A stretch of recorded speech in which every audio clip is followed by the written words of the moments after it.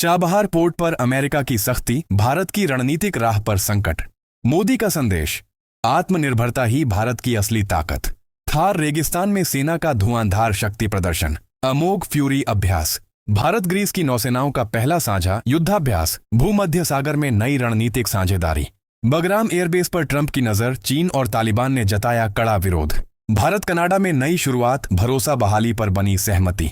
परमाणु ऊर्जा में साझेदारी की पेशकश, रूस ने भारत को दिया लोकलाइजेशन का प्रस्ताव।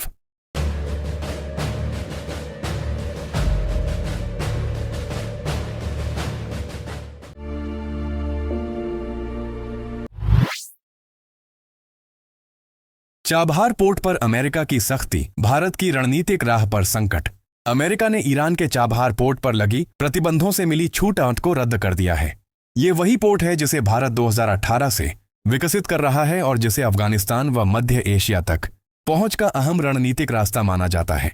अब छूट खत्म होने के बाद भारत की कंपनियों और निवेश पर अमेरिकी प्रतिबंधों का खतरा मंडरा रहा है। चाबहार पोर्ट को भारत की रणनीतिक गेटवे परियोजना कहा जाता है, जो पाकिस्तान को बायपास कर व्यापार और संपर्क बढ़ाने का साधन है। विश्लेषकों का कहना है कि यह कदम भारत के लिए कूटनीतिक और आर्थिक चुनौती खड़ी कर सकता है। प्रधानमंत्री नरेंद्र मोदी का संदेश, आत्मनिर्भरता ही भारत की असली ताकत। गुजरात के भावनगर में जनसभा को संबोधित करते हुए प्रधानमंत्री नरेंद्र मोदी ने कहा कि भारत का असली दुश्मन कोई देश नहीं, बल्कि परनिर्भरता है। उन्होंने जोर देकर कहा कि आत्मनिर्भर भारत ही हमारी ताकत और तरक्की का रास्ता है। मोदी ने बताया कि चिप्स से लेकर शिप्स तक हमें देश में ही उत्पादन बढ़ाना होगा। उन्होंने रक्षा क्षेत्र में INS विक्रांत जैसे स्वदेशी युद्धपोतों और 40 से ज्यादा जहाजों के निर्माण को आत्मनिर्भरता का प्रतीक बताया।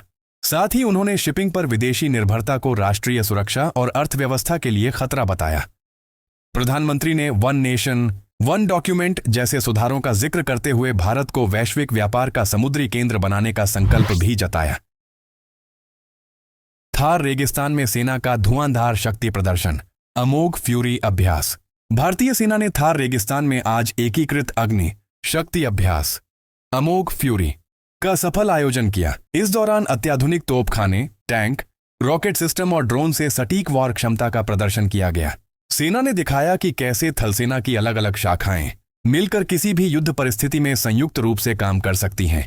यह अभ्यास देश की रक्षात्मक तैयारी और आत्मनिर्भर सैन्य शक्ति का अहम संदेश देता है। भारत और ग्रीस ने आज भूमध्य सागर में अपना पहला संयुक्त नौसैनिक अभ्यास सफलतापूर्वक पूरा किया। इस मेडन नेवल एक्सरसाइज के जरिए दोनों देशों ने समुद्री सुरक्षा, संचार और सामरिक सहयोग की नई संभावनाएं खोली। युद्धपोतों और हेलीकॉप्टरों की भागीदारी के साथ किए गए इस अभ्यास ने इंडो ग्रीक रिश्तों में नया आयाम जोड़ा है। विशेषज्ञों का मानना है कि यह साझेदारी हिंद महासागर से लेकर भूमध्य सागर तक भारत की सामरिक उपस्थिति को मजबूती देगी। बगराम एयरबेस पर ट्रंप की नजर, चीन और तालिबान ने जताया कड़ा विरोध। अमेरिका के राष्ट्रपति डोनाल्ड ट्रंप द्वारा अफगानिस्तान के बगराम एयरबेस को दोबारा हासिल करने की कोशिश पर चीन और तालिबान ने कड़ी आपत्ति जताई है। रणनीतिक तौर पर बेहद अहम यह एयरबेस चीन की सीमा के करीब स्थित है। चीन ने इसे क्षेत्रीय स्थिरता के लिए खतरा बताया, जबकि तालिबान ने साफ चेतावनी दी कि किसी भी विदेशी सैन्य उपस्थिति को बर्दाश्त नहीं किया जाएगा। ट्रंप की इस पहल ने एक बार फिर अफगानिस्तान और पड़ोसी इलाकों में भू राजनीतिक तनाव बढ़ा दिया है। भारत कनाडा में नई शुरुआत, भरोसा बहाली पर बनी सहमति। भारत और कनाडा के रिश्तों में सुधार के संकेत मिलने लगे हैं। दोनों देशों के राष्ट्रीय सुरक्षा सलाहकार अजीत डोभाल और जॉडी थॉमस ड्रूइन की मुलाकात में द्विपक्षीय भरोसा फिर से बहाल करने पर सहमति बनी। लंबे समय से खिंचाव झेल रहे संबंधों में यह बैठक अहम मानी जा रही है। दोनों पक्षों ने सुरक्षा सहयोग, व्यापार और आपसी संवाद को मजबूती देने का संकल्प जताया। विशेषज्ञों का मानना है कि यह बातचीत भारत कनाडा रिश्तों में नई शुरुआत का रास्ता खोल सकती है।